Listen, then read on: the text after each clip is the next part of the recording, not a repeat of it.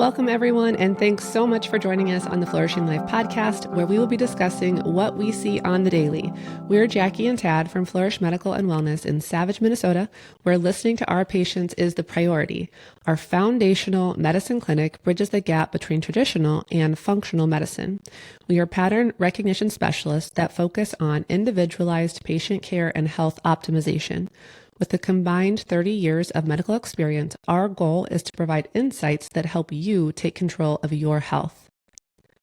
Be sure to follow us on Instagram at Flourish Medical Wellness and on our website, flourishmedicalwellness.com, to stay up to date with what's happening at the clinic.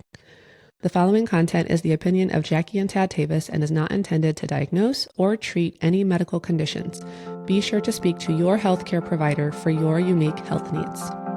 Welcome back, everyone, to the Flourishing Life Podcast. Jackie here from Flourish Medical and Wellness. We're listening to you. Our patients is our priority and practicing a team approach to foundational wellness for long-term healing.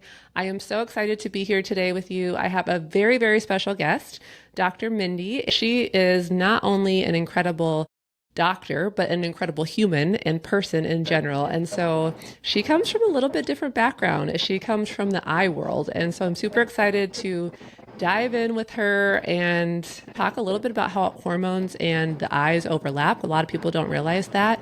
And then also just wherever else this conversation takes us, it's going to be good. So good. All right. So Dr. Mindy, welcome. I'm so happy you're here. Tell us a little bit about yourself. Thank you so much for having me. I just want to honor you first. What a privilege it is to just know you and do life with you and, just glean off of everything that you're doing. What an amazing podcast. So it's a privilege to be here. So I'm an optometrist. I own Salt and Light Eye Care and Aesthetics in Albuquerque, New Mexico. We were founded in 2020. And as you can imagine, that was a crazy time. Yeah. Was that always your passion? Like eyes? Like, tell me how you got into that. I was a weird kid. Yeah. I always wanted to be an eye doctor, and I kind of veered different directions in college, as we all do, just exploring different things. I truly believe this is what the Lord called me to do, and it has been a privilege and such a gift to be able to allow people to see physically, but also the way I practice. I do pray with my patients and hopefully open their eyes to the spiritual world as well. So cool. Jesus. Did you happen to practice in the more traditional space, or did you just open your own clinic immediately? Yeah, so I was in traditional medicine for quite a while. I started out with my residency at the Veterans Hospital, so that was pretty intense. And then I went straight into basically hospital healthcare. I worked for a large hospital here. And it really, really made an impact on the way I want to do things because it was seeing patients every 10 minutes. I got to go in and say hi, basically. And I had a quota that I had to meet financially and as far as the number of patients. And I really couldn't sleep at night. It was so hard to see these type of patients that are in that system are the kind of patients that need in-depth care. And so it was a struggle. And so during that time, I learned a lot. I also signed a non-compete. And so I had to go out of my field to get out of it. Okay. And by the grace of God, that was just a blessing because I was having babies at the time. And so I was able to stay home during that period. I couldn't work, but it really allowed me to spend some time with the Lord and figure out what I wanted to do. And from then I kind of transitioned to private practice, but even in that private practice, it was still ran in a similar way as the hospital, as far as taking insurance and the numbers that we had to meet in order to just stay in business. From there, I kind of was introduced to LASIK, and I fell in love with that side of the field, and I worked a long time for surgeons doing pre-op, post-op. And as you know, that is an elective surgery. And so typically there's no insurance involved. And I just saw a whole nother side of healthcare and higher end care that was just elevated. And it really inspired me to kind of start my own practice, but the foundation being Christ.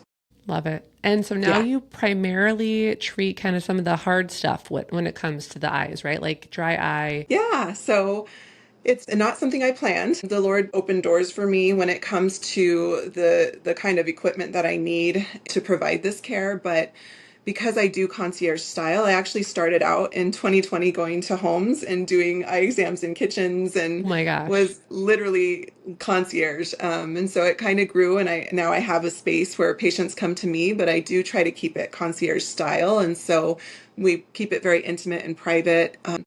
I get to spend a lot of time with them. And because of that, I think I've developed a reputation for trying to solve problems that most doctors don't even have the time to think about, you know? And so a lot of problems can actually just be solved by listening.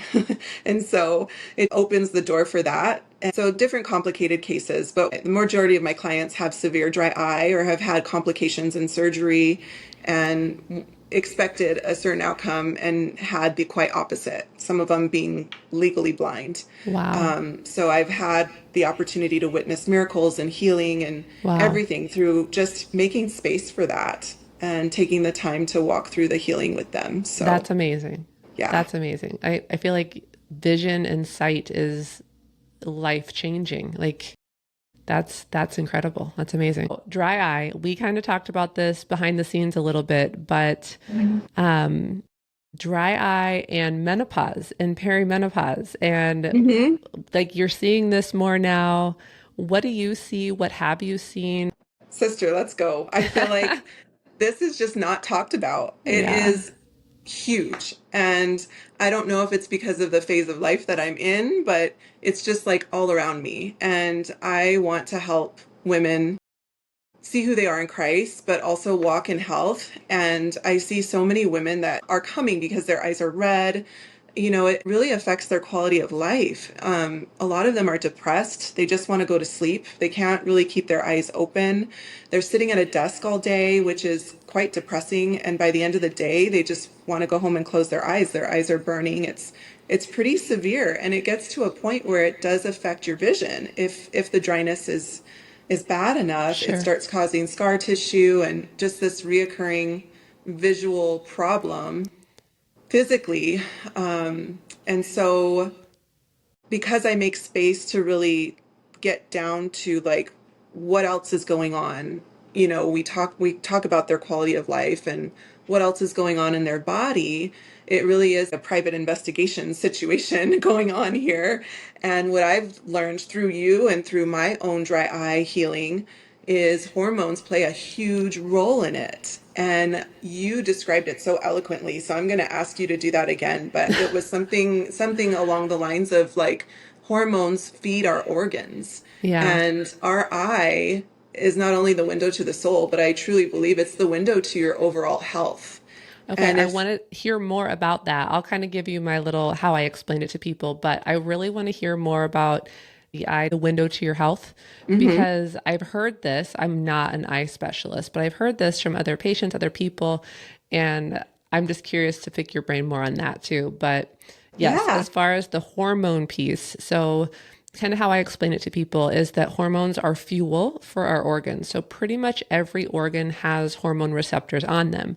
Specifically, when we think about the eyes, your eyes need progesterone, estrogen, and androgens or testosterone for things like lubrication and anti-inflammation and things like that. And so as we see those levels decline, then we see this organ that's now left without its fuel to function properly. And it's also why, because so many of our organs have these receptors, it's also why there are this crazy number of symptoms that go along with menopause and perimenopause, because all of our organs start to lack the appropriate amount of hormone that your body's needing. So that's the short version of hormones and the eye and fuel. So, drop the mic. Like that's just not talked about, you know, like, and we're just talking about the eye. We have yeah. all of our internal organs that need this fuel that we're just not aware of. And for some reason, it's stigmatized like women in menopause and they're crazy and there's all these horrible things. But it's Yep. like, let's just get some education on where we're at. And actually, I'd love you to talk a little bit about that too, on how you talked to me about,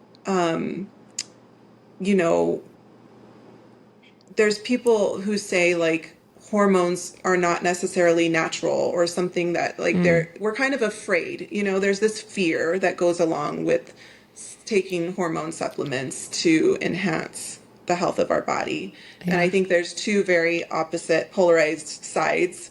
And I kind of feel like we need to come to the middle a little bit and understand the reason for these supplements. I think you described it like back in the Bible times, we didn't have McDonald's, like Yeah. things have just changed, Yeah, I mean, right? this is not something I was taught in medical school, so this Me is not neither. like literature research based. This is just what I have found and seen in thousands and thousands of patients that we've treated over the last 5 years. And I really started to get my eyes open to this when I was seeing trends. And the trends being that my younger patients, 30s, even sometimes 20s, had lower hormone levels than my 60 and 70-year-old patients, which is insane. Like that's not how it's supposed to be.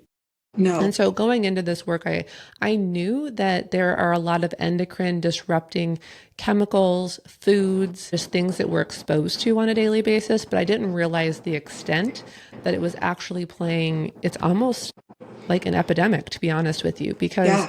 we are now just seeing such low hormones. And so once in a while, I'll get this question from patients, well, aren't your hormones supposed to decline as you age? And the answer is yes, they are. The problem that we're currently seeing is that that decline is happening much earlier in life than what it should be. So that's what we were talking about, looking back at the Bible. There were women having children at 100, at age 100, 80s, 90s. That tells me their hormones were still at an adequate level to be able to reproduce. And Right. so I think it's more of unfortunately, what we as the human population have done to our environment, the way we have changed the way God intended us to live, has had a significant negative impact on our overall health. So yes, our hormones, our adrenal function, our insulin resistance. So there's just so many different layers to that, but that's what I've seen. And it has been incredibly eye-opening to see the significant decline in overall hormone levels at such a young age. It's also why we see such significant infertility and so much harder for women to get pregnant. Wow. That's huge. Yeah. Yeah. Yeah. It's not great. And then No. it is hard because, there's this, like you said, this stigma around it. And is it good? Is it bad? So much controversy. And so now you have usually mostly women kind of stuck in this gray zone. Well, what do I do? Because I don't feel good. I'm having issues, but it's not good. So I think the narrative is starting to change a little bit and people are becoming more aware of it and more accepting. Yeah. But we have a lot of work to do for sure.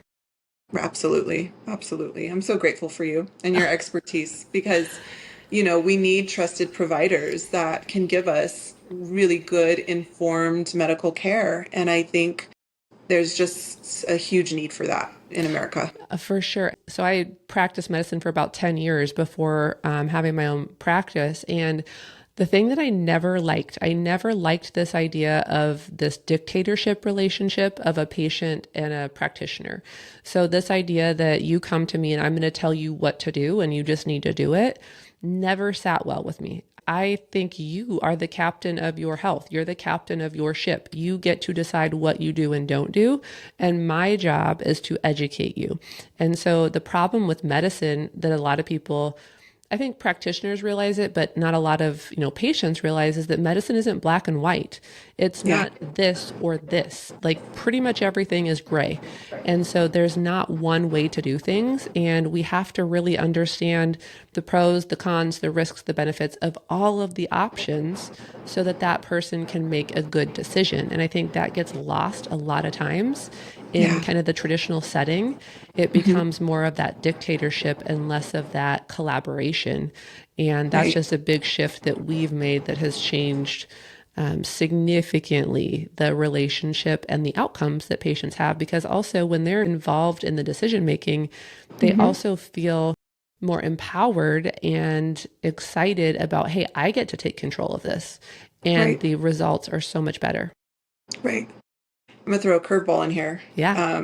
The dictatorship, I think, comes from insurance and where healthcare is going because when we're in the system, we don't have time to sit and chit chat about our options. Hmm. Basically, we have to say, this is the plan. Do you get it? And go on to the next patient. Yep, for Would you sure. agree? Like, Oh, yeah, there was no other option. We didn't have the capacity to even have a conversation. totally. When I started in kind of the traditional setting in primary care, I initially had 30 and 60-minute visits. So 60-minute visits were like physicals, annual exams, pre-ops, kind of those more in-depth visits. And then by the time I left, everything was 20 minutes. So whether it was a UTI or an annual exam and a PAP and all the things, 20 minutes. And that is, again, insurance driven from what I saw. Like, I don't work in the insurance world, so I can't speak to that completely. But what I was seeing is that because of the low reimbursement, we were needing to see more and more and more people to be able to sustain the business in and of itself, because reimbursement from those insurance companies were so low.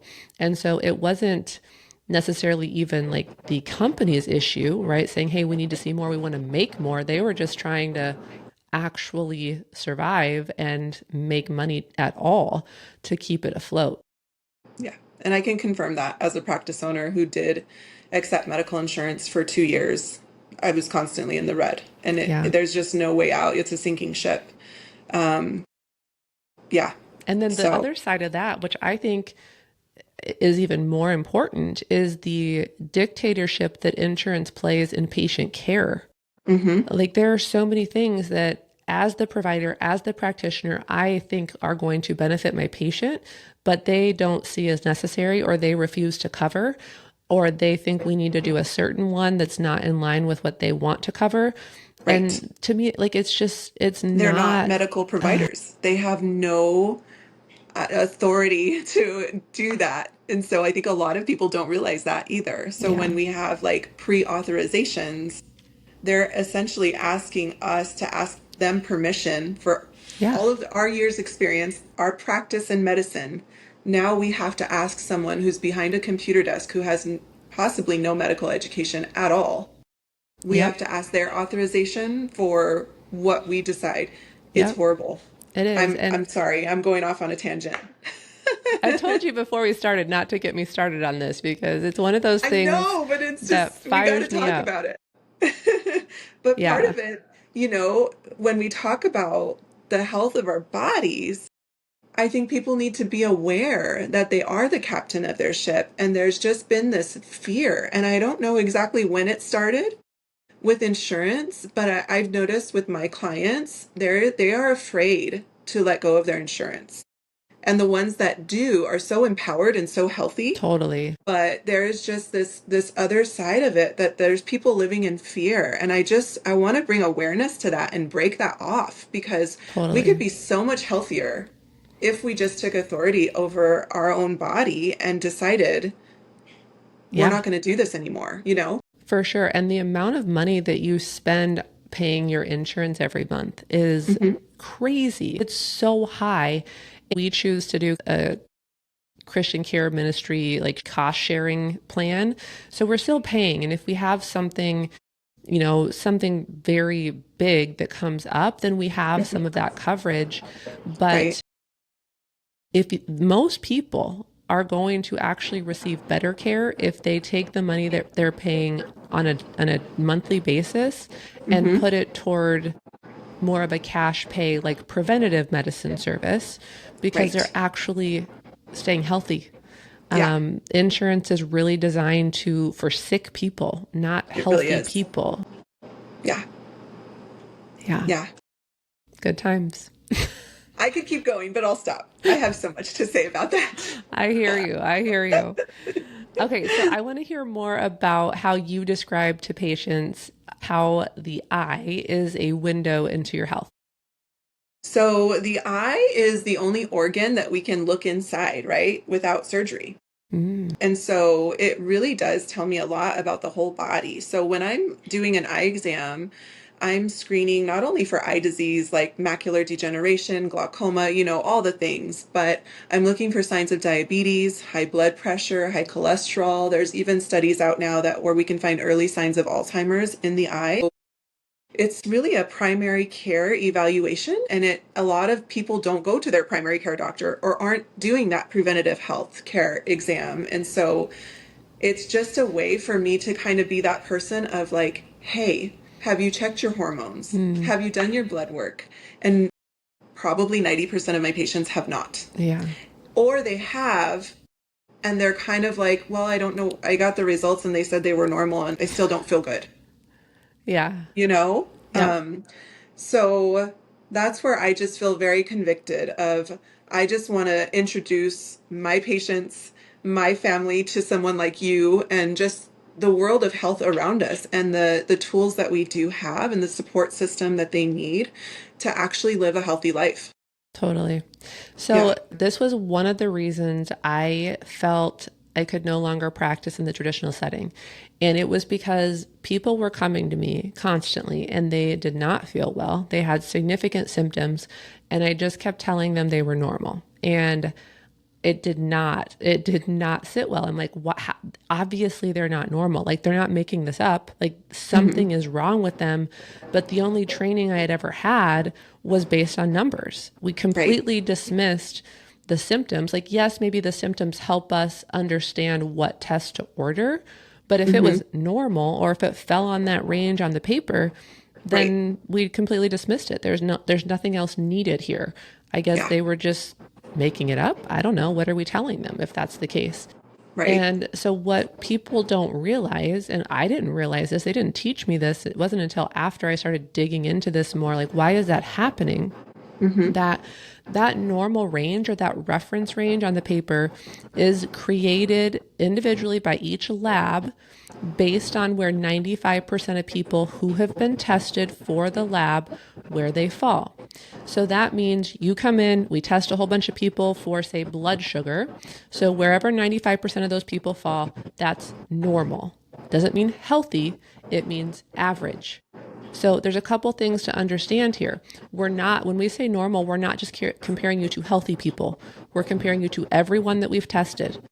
If you're Yeah. a medical provider, you understand that the majority of people we're running labs on are people who aren't healthy. Like that's why Right. we're doing labs in the first place. So it's actually more of a range looking at sick people or symptomatic people than it is healthy people. So really you're just being compared to sick people for the most part.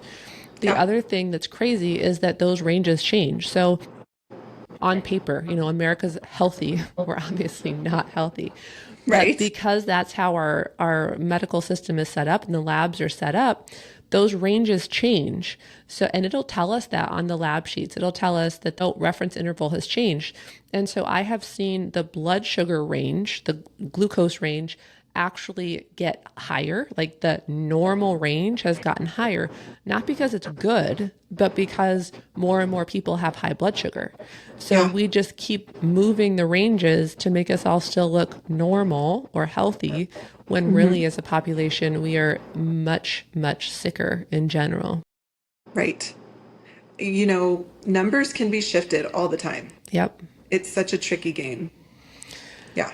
Yeah. And I always just encourage people, like if you are seeing a more traditional practitioner asking, like, what does normal mean? You tell me I'm normal, but I have these symptoms. So what is that? What is that telling me? Does that mean I'm healthy? Does that mean I'm average? And hopefully they understand the difference. If they don't, you probably should find another practitioner. Right. Well, and I mean, I think just looking at you, you are a very healthy practitioner. And I am honored and it's a privilege to be your patient. I think sometimes as a patient, especially when you have insurance, you just kind of take what you can get. I know in New Mexico, there's very limited healthcare. We don't have enough doctors, we don't have enough nurses. And so a lot of times people are seeking advice from people who are not healthy. Mm-hmm. For sure. And that's something to bring awareness to. Yeah, it would be like going to like get your car fixed, right? And the person that's fixing your car, like their car is barely running. Right. I don't think you're going to want that person fixing your car, No. like, come on, like we need to pay attention to that for sure. Right. For some reason, we don't, though. I don't know. It's just this system that has been created that Yeah. just kind of roll with the punches and then you just throw your hands up. And by the grace of God, some of them come to us and we Yes. kind of go a different direction. Totally. The other thing, kind of going back to insurance, what I think a lot of people don't realize is that when we cut out the middleman, it can Hmm. actually be much more affordable. Yeah, So, for absolutely. example, the panel that we typically run for patients, if I sent it through their insurance, Yeah. they would be charged on paper about $2,000, and Hmm. it's $339. Like, Yeah. not even close. Amazing. And so that's Yeah. where two people think, well, I can't afford this. I can't afford to be cash pay.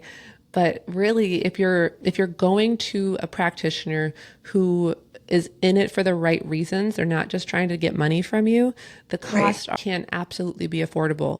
That was my heart behind starting this, is I would never outprice people. Like, everyone and anyone should be able to receive this care if they want to prioritize that.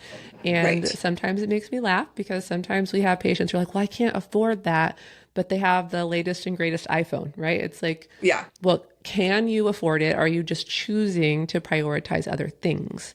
And so, Exactly. again, if you have a practitioner who's doing it for the right reasons, it is very, very affordable. Hmm. Absolutely. And now I think with payment plans and memberships, just the way healthcare is going, it's becoming more and more affordable. It really is. For sure. And it's just a matter of value, right? If we value our healthcare or we don't. Yeah, absolutely. Like, where do you want to Yeah. prioritize? Okay, Mhm. have you seen clinically any trends when it comes to eyes and what you're seeing, on exam when it comes to perimenopause and menopause, or even when it comes to like thyroid issues or autoimmune conditions? Like, have you seen any trends or any patient similarities in those populations? There are so many women who are suffering from dry eye, and a lot of them have been kind of bunched into this diagnosis of inflammation or autoimmune problems. And when you kind of try to dig deeper, you realize, okay, how were you diagnosed? Who did your labs?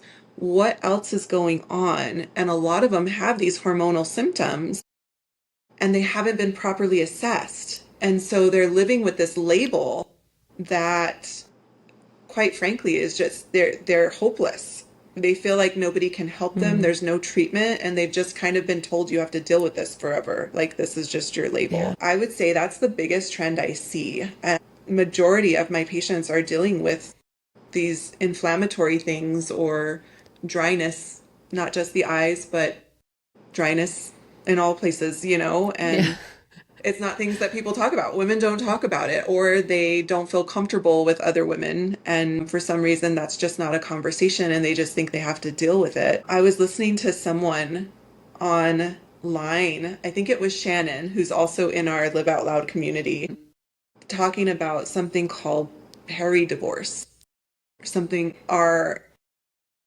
emotions, everything. It's just this huge bubble and a pattern that I see in my clinic. Yep. Um, I do see men also. I see families. It's my passion to take care of the whole family. But for some reason, since you asked the pattern, it is this women in this Yeah. time period, in this season. And I just feel so convicted to help and be a vessel of healing for them. But yeah, it is a huge pattern. That's so interesting. I think I Hmm. was sharing this with you too, how hormones, it's fascinating to me. Like, when we get hormones balanced, well balanced, which is very hard in perimenopause and it's always changing. But when we do that, so many symptoms go away that you would never expect. Again, in the traditional medical world, we are very much trained in silos. Oh, if you have a joint issue, you need to go to orthopedics. And if you have a lung issue, you go to pulmonology. And if you have a heart issue, you go to cardiology. So all these silos. Right. But very early on, what I found was that literally just by optimizing hormones and getting people's bodies to a healthier foundation, it Hmm. took away the need for any of those things. Like, all of the silos went away. And Amazing. obviously, like that's how God created us, right? Like our Right? hormones aren't independent of how our brain works and our eyes and all of the things. And so that's really kind of my biggest takeaway from the last 5 years is foundation. How did God create the body? How do we get Hmm. it back to what it is supposed to have? Because Right. he doesn't make mistakes. And when those things are where they need to be, the body does amazing things. Yeah. So And it flows out to the rest of our life. Our relationships, your marriage, your for sure. kids, they're the benefit of taking care of yourself. Yeah. And I think that's something patients don't think about. Absolutely. I think too, a lot of times women are kind of, oh, just deal with it for a lot of Hmm. things, right? Especially when it comes to perimenopause and menopause. But then they have some symptoms that they like literally can't just deal with, like their eyes. Like if they can't see, or if their eyes are, they're like, okay, I have to go in and get this taken care of. And then there can be this whole underlying issue that's totally being missed because we're not supporting the whole woman. Tell me about practical lifestyle habits that support healthier eyes, overall wellness, including nutrition, hydration, movement, sleep, all of those things. Oh my gosh. We'll start with hydration because that's something I confess I struggle with, but I've been very convicted and I do have accountability now. I struggle when I'm taking care of patients. I Yeah. forget to eat, I forget to drink water. And for some reason, that's like, yay, you didn't have to pee today. When you're like in school, like, you can just get whatever you need done. You can do through your things. And it's like, oh my gosh, I got it all done. I didn't have to eat or pee. It was like, Oh my that's gosh. crazy. Why did we, Totally. as medical, Totally. did you do that in school too? Like, you know what I'm saying? Like you're Yep. just like so hard on your body trying Yeah. to do all the things and it was like cheered upon. Yeah. um and so now 25 years later, I'm still doing it. I'm like, that's crazy. Like Yeah. I actually have to eat and I have to drink water. And I now have my assistant on a timer. She literally will come in the room and be like, Dr. Mindy, drink water. Ah, So I go drink my water. And so it has made a huge impact in my overall health. I feel like I'm less fatigued. My eyes are less dry. My whole body is functioning better. But it does take a minute for your body. It really was like shriveled up and just dry. None of our organs can function when we're dehydrated. So drinking water is huge, and the quality of your water matters too. I think we could go on a huge tangent on that as oh yeah. well. But Oh yeah. water and sleep and good, healthy food, the latest like education I've received is like protein. I never thought I would think about protein so much or ask so many questions about protein. So, yeah, just these basic foundational things is like sleeping 8 hours a night, making sure that your sleep environment is conducive to your health. A lot of people have dry eye because they're wearing a CPAP machine or Mm. literally they're sleeping with their eyes open. They have a fan on. We live in New Mexico. It's super dry. I'm always encouraging a humidifier everywhere, especially by your bed. Um, so just like creating the right environment, the right patterns, not looking at your phone all the time. Yeah. Yeah. So that's interesting. This is totally a side note. Don't laugh at me. Well, I guess you can. But like, Yes, let's laugh. It's fun. okay, so I recommend mouth taping to some people. Yes, Do I you recommend eye recommend taping. eye taping? Yes, I do. Hmm. Okay, I'm not We crazy. have specific tape for the eyes. It Okay. looks like a little tab sticker, Yeah. but I do recommend eye taping. There we Hmm. go. I guess it wasn't a Hmm. dumb question. I was just like, well, man, No. we shut the mouth. Maybe we need to be Yeah. taping the eyes too. Let's just tape it all shut and go to sleep. That's awesome. Okay. So let's pivot a little bit. One of the other things that we have in common is that we are not afraid to bring Jesus into our business. And it's interesting because last year I was hosting a women's Bible study group, all women entrepreneurs, business owners, and I would get that question a lot. Like, how did you decide to be so bold about God and Jesus in your business? And wasn't that scary? And all these things. So tell me how that's looked for you. Is it just like this is always what it's been and not shying away from it? Was it hard to integrate that? Wow. Yeah. So it wasn't always like that. Working in the marketplace, I would have certain circumstances. I remember once I was working for a surgeon and I tried to put on some worship music and I got condemned. Like I was very much the black sheep and I never did that again. I was just like, okay, I'm not doing that again. I knew not, it Yeah. was one of those things that I didn't think anything was wrong with it. But ever since that day, it kind of stayed in my heart that I wanted a place where I could worship Jesus. I just didn't know how or when that would happen. Yeah. And when 2020 hit and my life kind of imploded for a lot of reasons, I think when you hit your knees and hit rock bottom and Jesus is there to save you, nothing else matters. Yep. So, yeah, I just really prayed about what I was going to do and how I was going to do it. And everything, even down to the name of this practice, is all from him. I am not that smart. And so I genuinely would not be here without him. So I have no hesitation when it comes to bringing Jesus into everything here now. But it didn't start that way. It's just life's path. And when Jesus saves you, it's like Yeah. you can't help but have him in everything and praise him and glorify him. And when people come to me, it really, glasses or dry eyes, it's just an excuse to save their soul. Yeah. Like, Love that. Oh my gosh. Yes. or eternally praise the Lord with them and pray for them. He is the great physician. He is the CEO of this business. He is my Lord and Savior. It is a privilege to be doing what I'm doing, but I also I couldn't do any of it without him. So I don't know Yeah. if that answers your question. Yeah. There's no other way for me. Totally. One of the cool things, you and I have talked about this a little bit, kind of behind the scenes, but I think what some of my patients don't realize is that the healing that happens, it's not me. Like, there's a Mm-mm. lot of praying and healing that comes from the Lord that they probably don't even realize. And that's okay, right? Because if they're not there yet, they're not there yet. But we still get to be the hands and feet in that way, which is super cool. And then there are Yeah. some patients who come here because of that, but the Yeah. really cool thing is when people walk in the door, we hear it all the time. It's just different. It feels different. And that's just because the Holy Spirit's here. Like it or not, Amen. he is.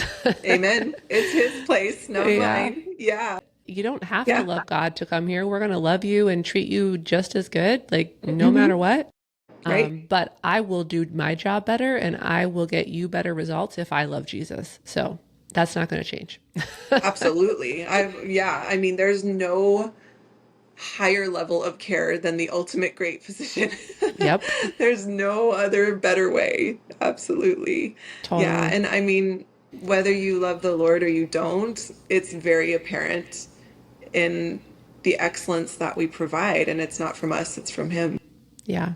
So some of my key takeaways are as women, even eye symptoms are a sign that can be so much more going on in the body. And so really finding someone who's going to look deeper than just the standard approach is super important.